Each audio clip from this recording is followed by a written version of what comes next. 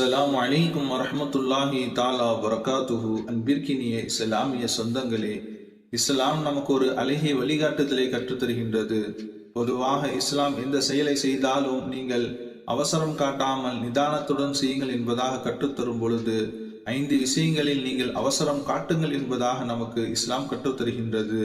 அதில் ஒன்று, உங்கள் வீட்டிற்கு விருந்தாளி வந்தால் அந்த விருந்தாளி கவனிப்பதும் விருந்தாளிக்கு உணவளிப்பதும் நீங்கள் அவசரம் காட்டுங்கள் என்பதாக நமக்கு கற்றுத்தருகிறது இஸ்லாம்.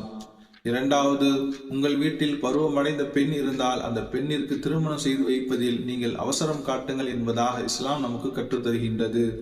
மூன்றாவது, உங்கள் வீட்டில் யாரேனும் மௌத்தாகிவிட்டால் மரணித்து விட்டால் அந்த மையத்தை அடக்கம் செய்வதும் அந்த மையத்திற்கான வேலைகள் நீங்கள் அவசரம் காட்டுங்கள் என்பதாக இஸ்லாம் நமக்கு கற்றுத்தருகின்றது.